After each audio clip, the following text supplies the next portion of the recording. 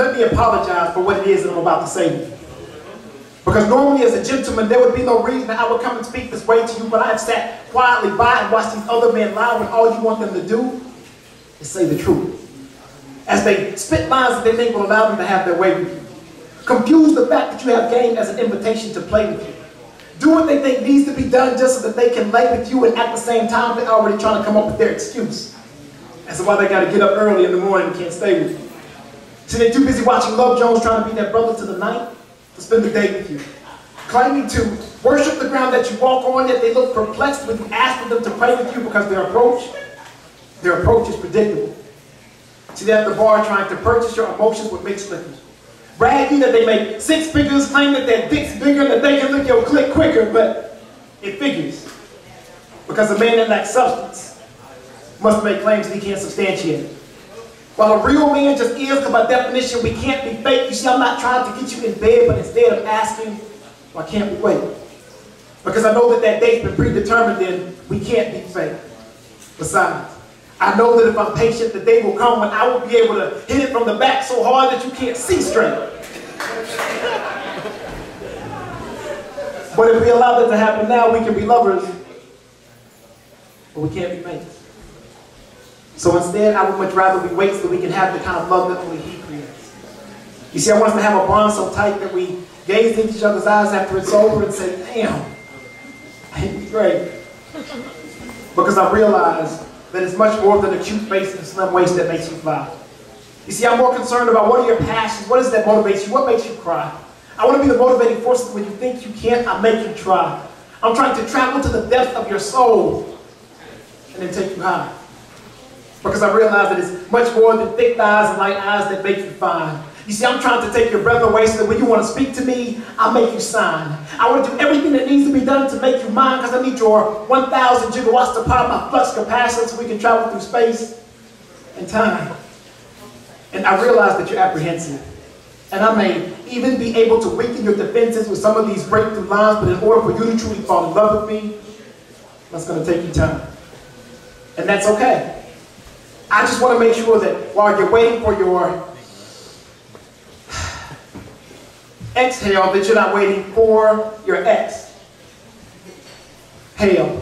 Trying to keep a dude around you that you know is no good only makes it more difficult for the next male. And I know that you're looking at me thinking that I'm a nice guy, but secretly when you get home, you hope that dude hits you on the next tail, but we both know that he won't because he's too busy hitting the next.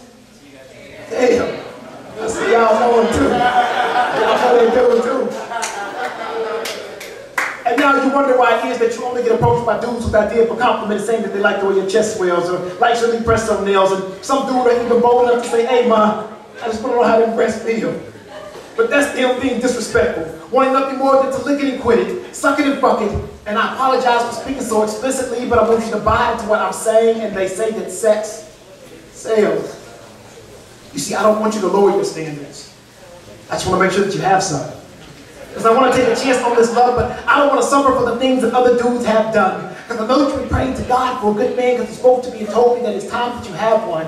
But I would be lying if I said when it came to issues I have none. I mean, look at me. I'm not tall, dark, and handsome like Talam Mason. I'm confident enough in my masculinity to say another man is tall, dark, and handsome. It's just not me.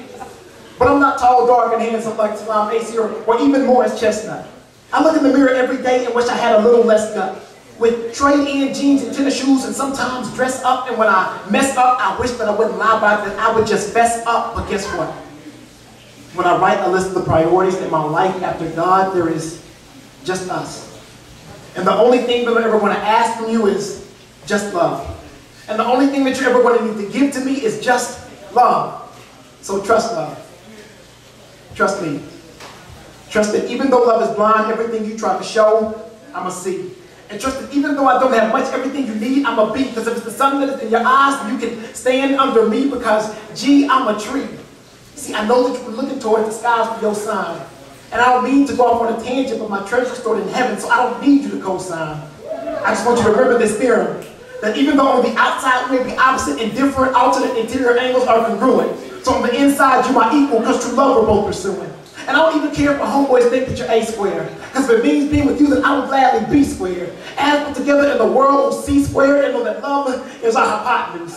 And I'm not even trying to be Pythagoras. I mean, hell, when I was in school, I barely passed calculus, but... Y'all had trouble with calculus too? I wasn't the only one. So you know that I know that just like mathematics, there's a formula to having bliss. And I'm willing to dedicate my late night study sessions with you if it means having this, because we both know that it's not that easy. I mean, our lives consist of consistent inconsistencies. And even in the last 5 minutes of me trying to explain this, I know you got confused trying to get the sense of me, and I wish that I could tell you that it gets easier, but unfortunately this is me. A man who is filled with simple complexities. But I promise that if you take a chance on me, that I will give you the best of me. And even when I'm away, I will have you come for me. That's without having sex with me.